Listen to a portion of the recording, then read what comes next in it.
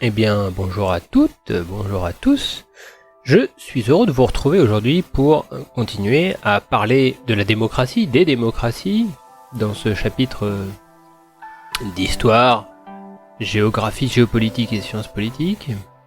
Notre objet, aujourd'hui, on est dans le jalon numéro 2, ça va être de se plonger dans une étude de Benjamin Constant, entre guillemets, mais pas seulement, pour nous attarder à la question de la souveraineté, de la représentativité.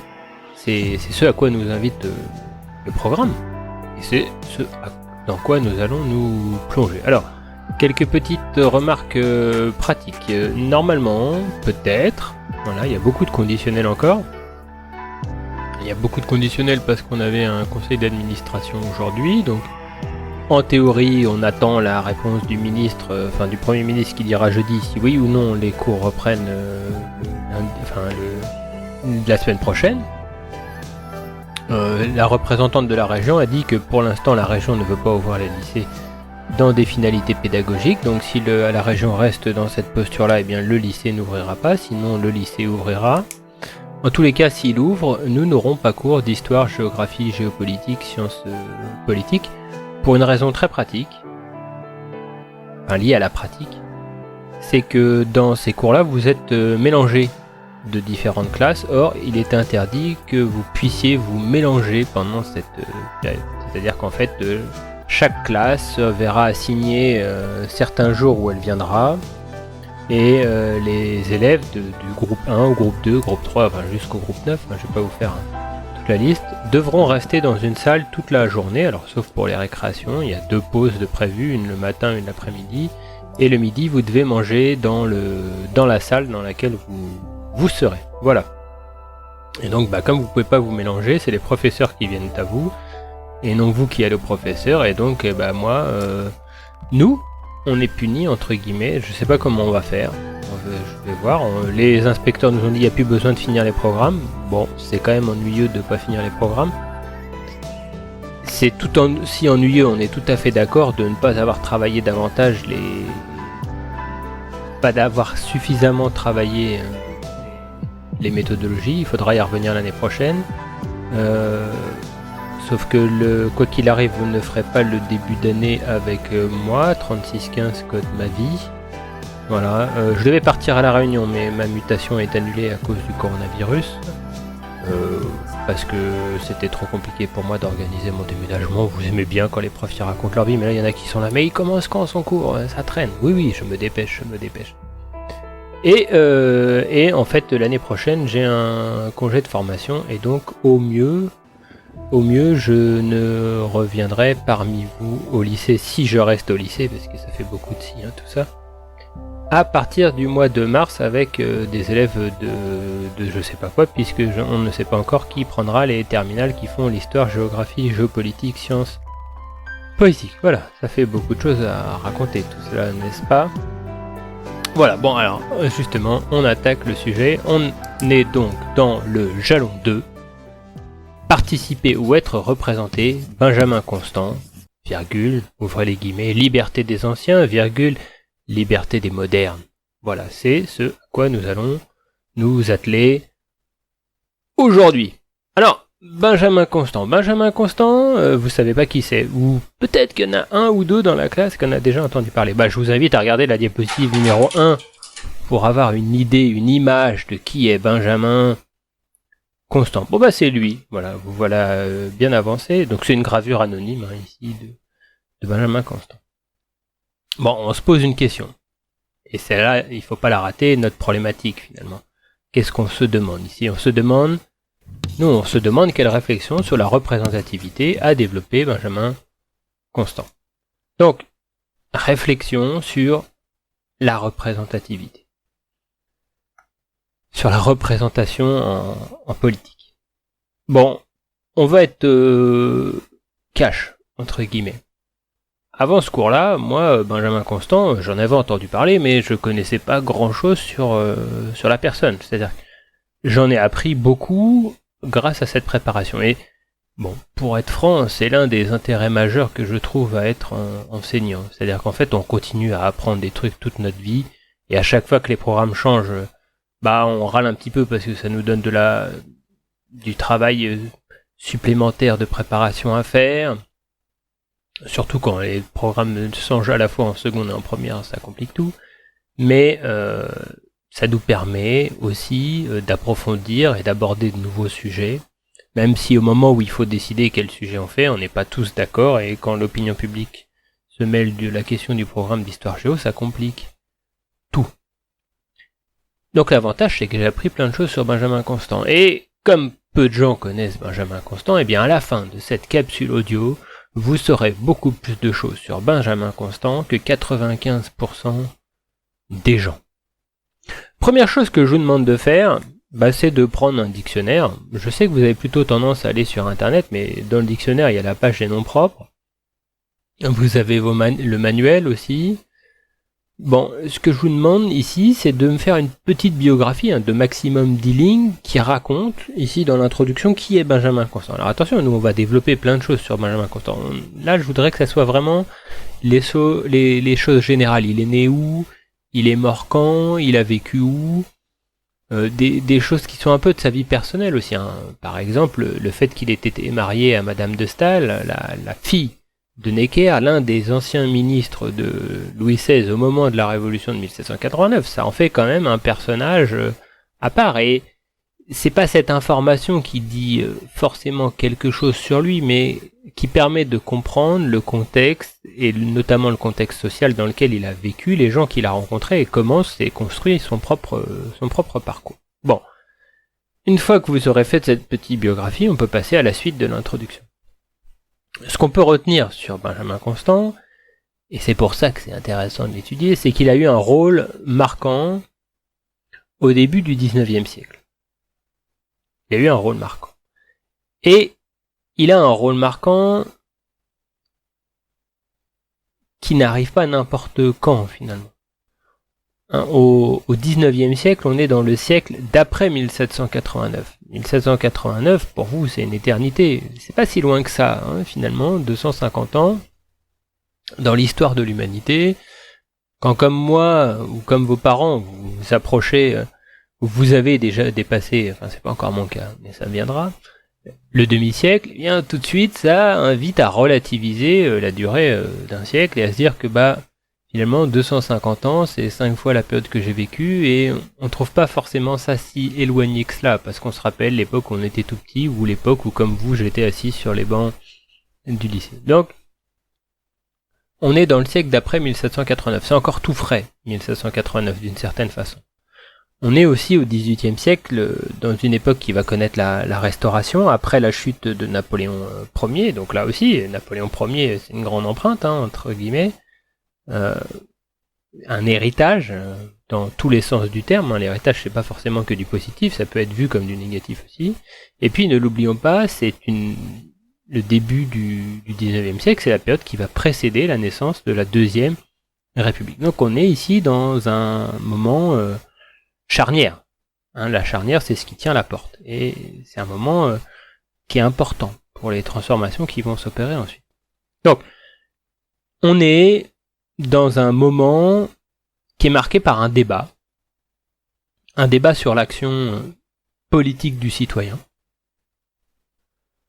dans une période où elle a été autorisée, cette action politique du citoyen, parce qu'elle n'a pas toujours été autorisée. Et qui est citoyen, qui peut s'exprimer en tant que citoyen? Il y a ici le choix de la représentativité qui se pose. Et c'est quelque chose qu'il faut remettre en parallèle avec le chapitre qu'on a vu précédemment, notamment pour la situation d'Athènes. Pourquoi ? Parce que à Athènes, qui va servir de modèle, qui est encore une référence modèle, la démocratie était une démocratie directe. Les citoyens allaient sur la colline de la Pnyx pour participer à l'Ecclésia et voter. Et c'était directement eux qui votaient. Premier point. Reformuler la souveraineté de la fin du XVIIe siècle au début du XVIIIe siècle. C'est le point qui nous intéresse maintenant, c'est notre première partie, il y en aura 3, et premier point, l'impulsion anglaise.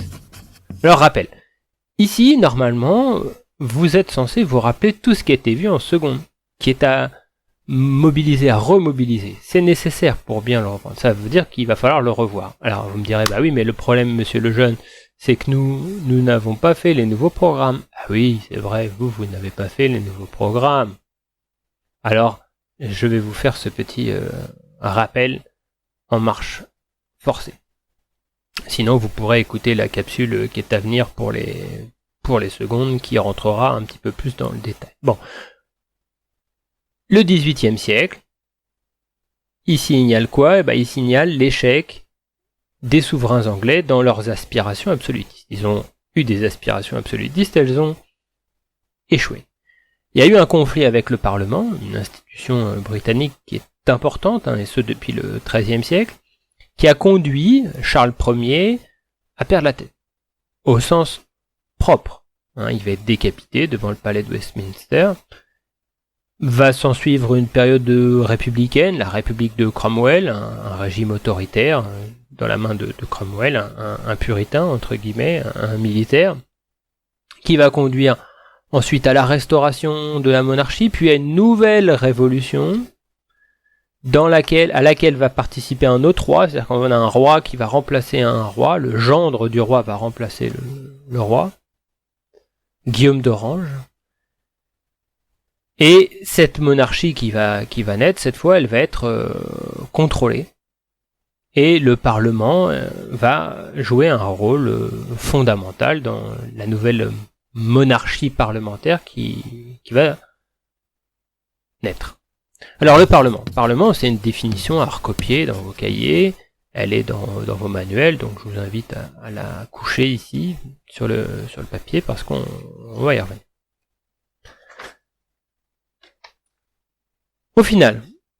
Au final, alors, oui. Donc, après la République de Cromwell, il y a une restauration de la monarchie. Le roi Jacques II essaye de redevenir absolutiste, et donc il y a une guerre entre lui et Guillaume d'Orange qui vient sur le continent, et Guillaume d'Orange l'emporte, et donc on a une nouvelle dynastie régnant. Bon, au final, il y a un nouveau modèle politique qui va naître, modèle qu'on va qualifier de modèle britannique, dans lequel il y a deux acquis principaux. D'abord, en 1679, il y a eu la mise en place de l'habeas corpus, H-A-B-E-A-S, et corpus, C-O-R-P-U-S. Dans l'habeas corpus, finalement, il y a toute une interdiction des arrestations arbitraires. Le roi Charles Ier avait même fait arrêter, en 1628, ou 1629, c'est doit être 1629, des parlementaires britanniques, carrément. Et puis, 10 ans plus tard, c'est l'adoption du Bill of Rights, B-I-2-L, O-F plus loin, et Right, comme la droite, R-I-Z-H-T, donc on est en 1689. Le Bill of Rights, c'est les pouvoirs du Parlement qui limitent ceux du roi. Donc on a un équilibre, une volonté d'essayer d'équilibrer les pouvoirs avec celle de l'un qui limite celle de l'autre. Du coup, on peut dire qu'à l'issue de ce processus révolutionnaire, eh bien l'Angleterre a semé les germes d'un régime démocratique, on peut mettre démocratique entre guillemets, qui va reconnaître des libertés fondamentale. Et comment il s'organise ce régime? On peut visionner la diapositive numéro 2 pour s'en faire une idée un peu plus précise. Et donc quand on regarde cette diapositive, on voit qu'à la tête du système, on a bien un roi ou une reine qui a un pouvoir de nomination. Il peut nommer le Premier ministre et il nomme aussi les membres de la Chambre des Lords. En fait, on a un parlement qui est constitué de deux chambres. La première, c'est la Chambre des Lords, à laquelle s'ajoute la Chambre des communes. Et le roi et la reine peuvent dissoudre la Chambre des communes. Il ne va pas dissoudre la Chambre des Lords puisqu'il nomme les Lords.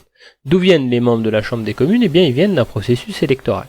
Ils sont élus. Or, ils ne sont pas élus par n'importe qui, ils sont élus par des hommes adultes qui peuvent payer un certain impôt parmi le peuple. On parle d'un suffrage censitaire. Donc, suffrage censitaire, hein, dans vos cahiers, c'est un rappel de choses que là vous avez normalement vu en seconde. Le suffrage censitaire, donc je vous le rappelle, on est prêt à noter dans notre cahier, c'est un droit de vote qui est limité à ceux pouvant s'acquitter d'un impôt, entre parenthèses le cens, C-E-N-S, dont la valeur est fixée par l'État et elle peut changer, elle n'est pas toujours fixe, elle peut évoluer dans le temps, ce qui peut augmenter la taille du corps électoral ou la diminuer si on augmente le curseur. Donc, on a un parlement là dans cette monarchie avec deux chambres, la chambre des lords et la chambre des communes. On retrouve qui dans la chambre de lords? On retrouve des nobles, des nobles et des membres du clergé et qui ont été nommés par le roi ou par la reine. Mais il y a un côté héréditaire aussi, c'est-à-dire qu'on transmet son titre à son enfant, qui est lui aussi membre de ce Parlement. Alors, sur la totalité du Parlement, quand on prend les membres de la Chambre des Lords et la Chambre des Communes, en fait, la Chambre des Lords, elle compose 2/7 des membres du Parlement. Ça veut dire que les 5/7 qui restent sont issus de la Chambre des Communes, et là, on retrouve des élus. Mais on n'a que 20% des Britanniques qui votent, hein, à peu près. Et 20% de ceux qui ne sont que des hommes. Les critères, c'est des critères économiques. Hein. On est dans le suffrage censitaire, ce qui fait que la majorité des membres de la Chambre des communes, eh bien, ce sont des bourgeois qui représentent les intérêts des bourgeois plutôt que ceux qui n'ont pas les moyens de voter, d'acheter, de payer le cens. Alors ce modèle britannique, eh bien, il va inspirer et être une source d'inspiration. Il est lui-même, entre guillemets, déjà inspiré.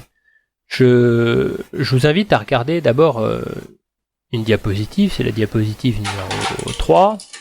On a ici un tableau de John Locke. John Locke, c'est un auteur, un intellectuel britannique, qui a écrit en 1690 un livre qui s'appelle Du gouvernement civil. Et donc dans ce livre, il met l'accent sur le rôle des libertés individuelles, et on le considère donc souvent à ce titre comme un des pionniers du libéralisme, de ce mouvement libéral. Ce qu'on oublie, c'est que John Locke lui-même, il s'inspire d'autres auteurs qui étaient présents avant lui. Si vous regardez la diapositive numéro 4, l'une des autres personnes majeures à laquelle je voudrais ici qu'on fasse référence, c'est un autre auteur anglais, il s'agit de Thomas Hobbes, H-O-2-B-E-S, et il a écrit plusieurs essais, il a écrit notamment un essai en 1651, donc on est bien avant ici, 1690, qui s'appelait Le Léviathan. Et donc il écrivait quoi dans le Léviathan, Thomas Hobbes? Il écrivait que l'État, il doit mettre en place une sorte de contrat pour dépasser l'état de nature dans lequel vivent les hommes, où la violence menace chacun, et à ce titre, le souverain, il a une mission, celle de prendre le soin de chacun. Il a ce rôle, entre guillemets, de protecteur pour tout le monde. Bon. Ce qui est intéressant ici, c'est pour les élèves qui font de la littérature humanité. Pourquoi? Parce qu'on est ici dans des ressorts qui ont déjà à voir avec ce qu'ils font en cours. C'est-à-dire qu'on est ici dans quelque chose qui a directement à voir avec les humanités. Deuxième point, maintenant qu'on a bien... Alors, avant le deuxième point, on pourrait quand même définir la notion de libéralisme politique. Donc on y va, libéralisme politique, c'est une doctrine politique donnant la priorité aux libertés fondamentales et à la définition d'un régime parlementaire, donnant la capacité aux différentes opinions d'être représentées. Voilà, c'est peut-être une définition idéaliste du libéralisme politique, mais si on fait la synthèse de ce que veulent Thomas Hobbes, John Locke et d'autres qui vont en suivre, on est un petit peu dans cette idée-là. Deuxième point, le basculement des Lumières. Alors le basculement des Lumières, c'est pas les Lumières qui basculent, c'est le basculement que vont entraîner les publications des Lumières. Le contre-modèle de la monarchie absolue, finalement, il est en lien avec les travaux de John Locke. Et les travaux de John Locke, les travaux de Thomas Hobbes, ce qui se passe de l'autre côté de la Manche, ça va inspirer les auteurs français, et notamment un certain Diderot, dont on a déjà parlé. L'auteur, rappelez-vous, de l'encyclopédie. Eh bien, ce mouvement des Lumières, qu'on rattache à des philosophes, qu'on appelle les philosophes des Lumières, eh bien, il s'inspire fortement du modèle britannique. Et il va conduire à une certaine réforme des monarchies européennes. L'auteur à ne pas rater, qui est sur la diapositive numéro 5, c'est Montesquieu. Montesquieu, vous en avez entendu parler, vous en entendrez parler l'année prochaine, vous l'avez même sans doute davantage entendu que Benjamin Constant. Pour certains qui ont des proches qui ont des vieux billets, eh bien cette tête vous est familière, hein. Le Montesquieu, c'était le nom d'un des billets qu'on utilisait à l'époque des francs. La gravure que je reprends ici sur la diapositive numéro 5, c'est celle qui a été mobilisée sur les billets de 200 francs. Alors évidemment, vous n'avez pas connu les francs, mais 200 francs, ça a commencé à faire une belle petite somme. Bon, 200 francs aujourd'hui, ça fait quoi? Ça fait 30 € à peu près. Bon, sauf qu'à l'époque, quand j'étais étudiant et que je voulais aller au cinéma en tarif réduit étudiant, je payais 12 francs. Voilà, donc il y avait de quoi aller pas mal de fois au cinéma. Oui, au tarif réduit à Val-de-Reuil. À Rouen, c'était quand même un petit peu plus cher. Mais à l'époque, pour moins de 50 francs, vous pouviez aller au cinéma. Est-ce que vous allez 4 fois au cinéma aujourd'hui avec 30 €? Non. Bon, c'était une autre époque. Donc Montesquieu, il écrit en 1748 de l'esprit des lois. Et dans cet ouvrage, eh bien, il remet en cause l'absolutisme. Alors, il fait pas que de remettre en cause l'absolutisme, hein. Il y a des théories sur la température et l'effet qu'elle a sur les gens, avec l'idée notamment que dans les pays chauds, comme il fait chaud, les muscles sont détendus, qu'il y a à manger à profusion, et ben les gens ils se sont pas construits de maison, alors que là où il fait froid, les muscles sont tendus par le froid. Comme il fait froid, les gens ils doivent se construire une maison, et donc il y a dans de l'esprit des lois une vision un peu simpliste de la société qui viendrait dire bah dans les pays chauds les gens c'est des feignants et ils font rien, et dans les pays froids ils sont plus développés parce qu'il fait froid et ils doivent faire des trucs. Bon, voilà, et un truc qui est très critiquable aujourd'hui dans une approche philosophique, mais qui est développé ici par Montesquieu. Donc nous, ce qui nous intéresse, c'est la remise en cause de l'absolutisme qu'il rédige. L'État doit être un État de droit, c'est-à-dire pour Montesquieu une société dans laquelle il y a des lois. Et ces lois, elles doivent être écrites. Et la mission de l'État, c'est de garantir les droits. Et pour Montesquieu, l'un des moyens de garantir ces droits, c'est de séparer les pouvoirs. Donc Montesquieu, il baigne dans les textes qui ont été écrits par ces philosophes anglais, il est imprégné par les transformations qui se sont mise en place en Angleterre, et il en fait une analyse. L'analyse que je viens de vous livrer. Il y a un autre auteur des Lumières qui est célèbre et auquel vous avez peut-être déjà pensé au travers des textes qu'on a pu voir, c'est Jean-Jacques Rousseau. Sur la diapositive numéro 6, vous avez ici une représentation de Jean-Jacques Rousseau. Alors j'ai choisi volontairement celle-ci parce qu'en fait il est mis en scène ici dans un jeu de cartes qui a été produit à l'époque de la Révolution, donc vous pouviez acheter des cartes à jouer, et donc il y avait le sage, ici cette carte, avec Jean-Jacques Rousseau, qui tient à la main l'une de ses œuvres, le Contrat social, une œuvre qui a été publiée en 1762. Et dans Contrat social, vous réentendez ici la référence au contrat, c'est-à-dire que évidemment il y a une filiation directe ici avec les publications de John Hobbes. La différence qui se positionne en France, elle est donc, et pour notre réflexion sur la représentativité, elle est donc entre Montesquieu d'une certaine façon et Rousseau. Alors c'est quoi la différence entre les deux? Montesquieu, il est plutôt partisan d'une monarchie limitée par une assemblée d'aristocrates. Donc, pour presque un copier-coller, entre guillemets, on pourrait dire aujourd'hui, de ce qui s'est fait outre-Manche. Alors que Jean-Jacques Rousseau, il est davantage pour une démocratie directe, un peu à la grecque, dans laquelle la souveraineté, elle appartiendrait directement au peuple. Troisième point. Les émules outre-Atlantique et outre-Manche. Bon, les émules, c'est la séduction que ça a opéré sur des gens qui vont être à leur tour convaincus. Diapositive numéro 7. Sur cette diapositive numéro 7, on a un tableau que vous connaissez peut-être, que vous n'avez pas étudié en seconde, mais que vous avez vu sans doute au collège ou en civilisation américaine.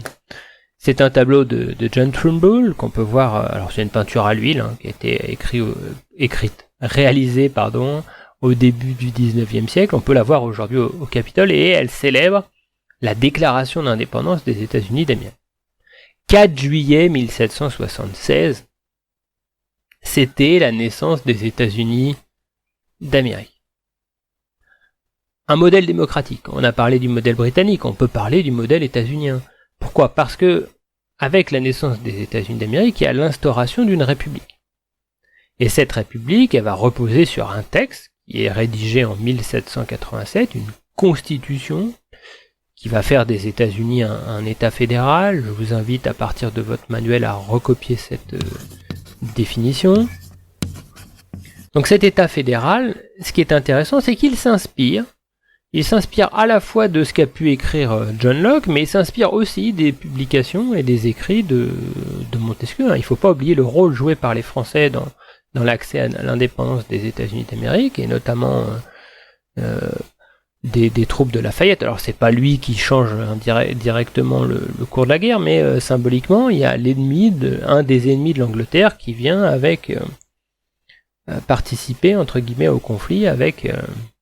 Alors là aussi, on a des textes majeurs. 1789, c'est facile, 1789, 2 ans après la Constitution. 1789, on va le voir en France, c'est la Révolution française, mais 1789, c'est aussi, sur le continent américain, l'adoption d'un Bill of Rights. Un Bill of Rights qui contient 10 amendements. 10 amendements qui, pour les États-Unis, pour de nombreux États-Unis, sont quasi sacro-saints. Au nom de tel amendement, j'ai le droit de faire ceci et j'entends continuer à le faire. Et vous l'entendez aujourd'hui, notamment pendant la période de confinement. Des gens qui vont dire, mais non, c'est une entrave à ma liberté de circuler, de m'interdire de sortir de chez moi. Donc, ces 10 amendements, le Bill of Rights, c'est la garantie pour les citoyens, pour les États-Uniens, de liberté individuelle. Bon, la limite, c'est que sont exclues de ces libertés individuelles les femmes et les esclaves. L'esclavagisme va continuer aux États-Unis d'Amérique jusqu'à la fin de la guerre de sécession et la victoire des troupes du Nord. 1789. 1789, vous le savez, c'est aussi la Révolution française. Et en France, il y a un texte aussi qui est écrit et qui est un texte clé. C'est la Déclaration des droits de l'homme et du citoyen. Un texte qui va proclamer la souveraineté du peuple, qui va proclamer des libertés fondamentales, liberté d'expression, liberté de croyance, liberté d'échanger nos opinions, de les publier. Donc il y a cette idée ici d'un texte, et on est bien dans l'héritage d'une certaine façon de ce qui s'est passé outre-Manche et outre-Atlantique, où tout s'inspire un petit peu les uns des autres. Le Bill of Rights des États-Unis s'inspire en partie et reprend même l'appellation de Bill of Rights qu'on retrouve dans les îles britanniques. Et puis en France, 1789, on va reprendre cette idée de droits fondamentaux des individus à la liberté. Donc, de part et d'autre vont naître des expériences de représentativité politique. C'est la naissance, d'une certaine façon, des démocraties représentatives. Et ça, c'est une autre définition que je voudrais que vous recopiez dans vos cahiers. La démocratie représentative. Bon, passons au petit 2, maintenant. On va aller plus vite. Benjamin Constant et la démocratie.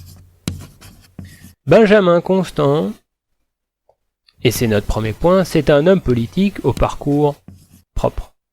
Propre dans le sens c'est qu'il lui est relatif à lui et qu'on peut pas directement superposer à quelqu'un. Benjamin Constant, au moment de la Révolution française, il a 22 ans et il va être marqué par Robespierre. Alors attention, pas dans le sens où vous l'attendez peut-être, et il va être marqué par Robespierre et le poids des masses populaires qui sont mobilisées derrière les montagnards. Mais pas dans le sens où vous vous y attendez peut-être, parce qu'en fait il est effrayé. Il est effrayé par le modèle mis en place par les montagnards et les révolutionnaires qu'on va qualifier des plus à gauche, les sans-culottes. Et alors on oublie souvent que la France est en guerre à ce moment-là et qu'elle doit défendre en fait la révolution face aux attaques de l'extérieur et aux attaques de l'intérieur. Et il y a chez les sans-culottes, d'une certaine façon, une négation des libertés individuelles, au nom des libertés de la majorité, au nom de la liberté des masses. Hein? Pour lui, ici, il y a cette crainte que les masses, elles écraseraient la liberté des minorités. Et lui, il est attaché à cette liberté des minorités comme à la liberté des masses, mais il ne veut pas qu'il y ait une liberté qui soit supérieure à celle de l'autre. Du moins, pas la sienne. Notons quand même qu'il n'est pas à Paris, hein, lui, à ce moment-là. Alors, on fait un petit bond dans le temps. Alors, pour aller plus loin, je vous invite à lire le document 1 de la page 44, qui va vous aider à aller un petit peu plus loin sur la question. On s'intéresse, nous, ensuite à la diapositive numéro 8. Il s'agit de Benjamin Constant à la tribune. Pourquoi ? Parce que en 1799, Napoléon, c'est celui qui met fin à la Révolution française. La Révolution est finie. Il met en place un autre régime politique, le consulat. Et dans le consulat, on a, alors à la tête du consulat, on a un triumvirat. Donc au début, il n'est pas tout seul, et puis finalement, il va faire tellement d'ombre aux autres que le triumvirat, ça va être lui, il va être exercé à lui tout seul, mais le triumvirat, c'était une référence à l'Empire romain dans laquelle déjà 3 empereurs c'était 2 de trop. Hein, donc une fois qu'on s'était arrangé entre nous, il fallait s'arranger pour savoir qui allait avoir tous les pouvoirs, donc passer à une guerre civile. Bon, je simplifie les choses, on a un consulat avec 3 assemblées. Et Benjamin Constant, il va être nommé au tribunat. C'est l'une de ces 3 assemblées. Et donc à la tribune, il monte à la tribune, il va faire un discours, et il se prononce déjà ici pour que cette assemblée ait un rôle législatif majeur. Il y a l'idée pour lui que la loi doit être faite par les parlementaires.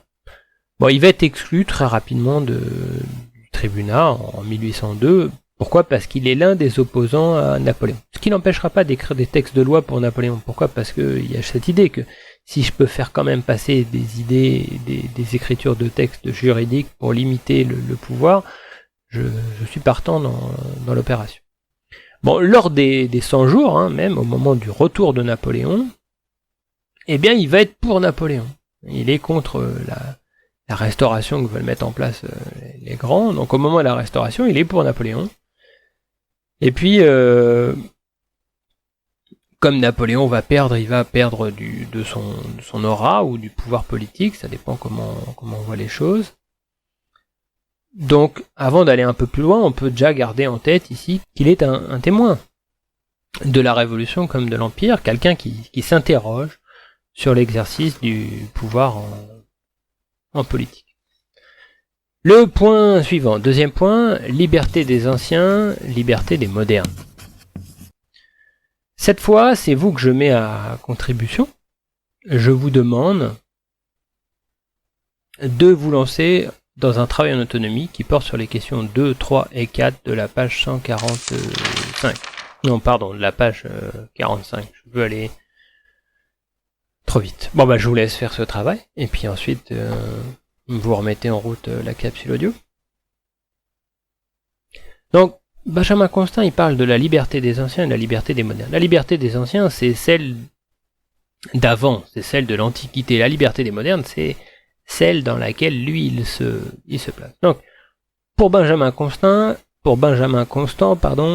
la démocratie directe, c'est un vœu irréaliste. Pourquoi c'est un vœu irréaliste à ses yeux? Parce que les hommes, selon lui, préfèrent leur vie privée à un engagement politique. Et donc, ça disqualifie la démocratie directe et son fonctionnement. Et donc, la solution qu'il préconise, lui, c'est de déléguer à des représentants qui sont élus à la majorité. Finalement, il fait la promotion d'un système qu'on qualifie de représentatif.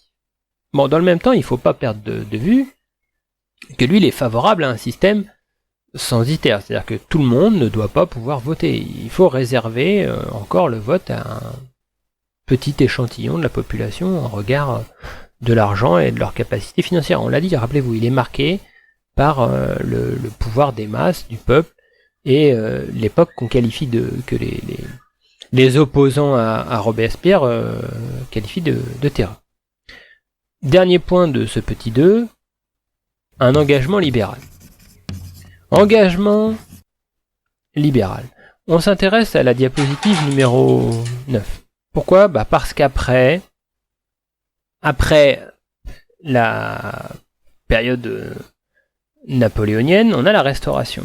La Restauration, c'est-à-dire qu'en fait, on a un roi qui est remis sur le trône, mais le pouvoir de ce souverain, il va être limité par une constitution. On met en place finalement une monarchie constitutionnelle avec 2 chambres, et la diapositive numéro 9 vous représente cet organigramme. Donc on a quoi? On a le roi de France qui va nommer les ministres au centre du système, qui exercent avec lui le pouvoir exécutif, et puis on a le pouvoir législatif, ceux qui vont faire la loi, avec d'un côté la chambre des pairs et des personnes qui sont nommées directement par le roi de France, et de l'autre côté une chambre qui n'est pas nommée par le roi de France, mais qui est nommée par l'élection de la nation, qui s'appelle la chambre des députés, donc avec des gens qui sont élus ici pour 5 ans. Ils doivent avoir plus de 40 ans et ils doivent être capables de payer un certain cens, plus élevé que les autres, pour être candidat, il est de 1000 francs. Alors que le corps de la nation qui participe à ces élections, c'est pas la totalité, on est sur un suffrage censitaire, et le cens est fixé ici à 300 francs, donc on a un corps électoral de 110 000 électeurs. Normalement, vous vous rendez compte qu'il y a quand même un certain copier-coller entre le système français ici et le système britannique outre-Manche. 2 chambres avec des députés élus, des députés nommés par le roi, ça vous rappelle quelque chose. Donc, dans la chambre des pairs, on est présent, entre guillemets, comme parlementaire de façon héréditaire. Il faut savoir que ce droit héréditaire, il va être supprimé en 1848. Et donc, pour le dire vite, c'est la chambre de la noblesse, la chambre des pairs. Et puis, la chambre des députés, avec des élus qui sont élus au suffrage censitaire. Et en 1819, Benjamin Constant, il va se faire élire parmi ces députés de la chambre des députés en tant qu'élu de l'opposition au roi. Et il va devenir, Benjamin Constant, il devient l'un des chefs de file des indépendants. Donc entre guillemets, les indépendants, en fait, c'est le parti libéral. Pour lui, et c'est les idées qu'il va défendre en tant que parlementaire, pour lui, la liberté individuelle, elle peut pas être niée au nom de la liberté collective. Et ça implique, à son sens, de pas être indifférent au bien public, parce que sinon le système il peut pas marcher, on serait dans un système où chacun ne défendrait que ses intérêts propres. Il faut défendre les intérêts du public pour que la représentativité elle fonctionne. Et donc il faut une surveillance citoyenne des représentants, et que les votes soient une des étapes qui sanctionnent ou non cette continuité dans la représentativité ou non. Par exemple, il écrit dans les principes de politique, en 1815, il écrit quoi? Alors je vous cite cet extrait. La souveraineté du peuple n'est pas illimitée. Elle est circonscrite dans les bornes que lui trace la justice et les droits de l'individu. La volonté de tout un peuple ne peut rendre juste ce qui est injuste. Ça veut dire quoi? Ça veut dire pour lui que si le pouvoir légitime, il est fondé sur la volonté générale, tout ce que décide la volonté générale n'est pas pour autant légitime. Bon, alors si on le déplace dans une autre période, parce que nous on fait pas que d'histoire ici, je vous le rappelle. Imaginons, je sais pas, que d'un coup la majorité des gens en France considèrent que c'est scandaleux que les arbres soient verts et qu'il faut tous les repeindre en rouge. Bon, évidemment, je prends un exemple complètement abracadabrantesque, mais on est bien sur la volonté de la majorité. Si la majorité des Français sont pour ça, est-ce que c'est pour autant une idée légitime? Vous voyez ce que je veux dire ou pas?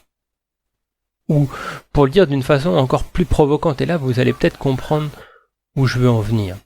Et c'est une critique qu'on peut adresser à la démocratie, ou une des limites de la démocratie.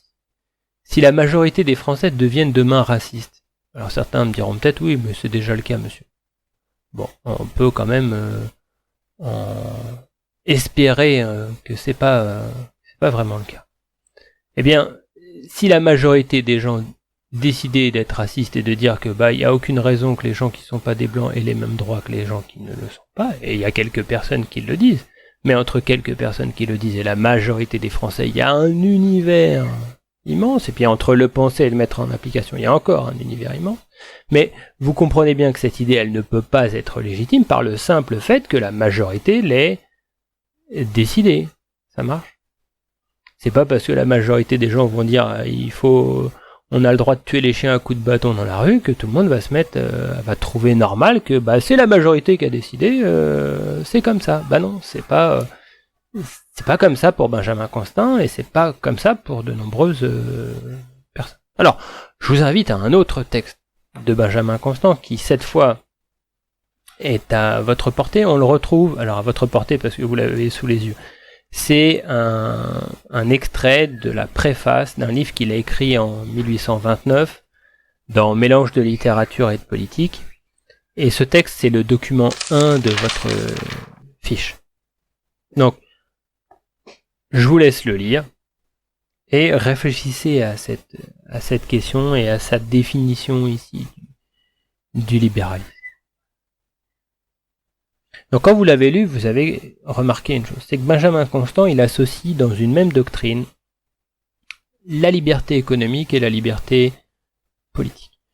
Pourquoi? Parce que si vous avez, peut-être que certains d'entre vous l'ont écrit dans la petite biographie introductive, Benjamin Constant, il a été l'un des élèves d'Adam Smith. Adam Smith, c'est un des pères du libéralisme économique, l'auteur de la fameuse main invisible du marché qui se régulerait presque tout seul. Bon, je l'exagère un petit peu, il y a plus que ça dans son ouvrage, mais il y a un petit peu cette idée qui va cheminer dans l'esprit et les souvenirs des gens. Et une fois qu'il a été élu député, il va passer son temps finalement à défendre cet idéal de la liberté, et il va le défendre à travers différents sujets. C'est-à-dire que, par exemple, pour la liberté de la presse. Il est pour la liberté de la presse, il œuvre pour la liberté de la presse, qu'on puisse exprimer ses opinions, y compris les opinions qui ne sont pas les siennes, un peu à l'image de Voltaire d'une certaine façon, qui a lui aussi été un lumière qui a inspiré les auteurs et les années suivantes. Il est pour la liberté de religion. Il est pour une liberté des échanges, ce libéralisme économique. Et puis, notons-le aussi, il est opposé à l'esclavage qui a encore lieu dans les Antilles. Voilà, ça c'était pour le petit 2. On se retrouve sur la capsule suivante pour parler maintenant de la question de la représentativité après Benjamin Constant.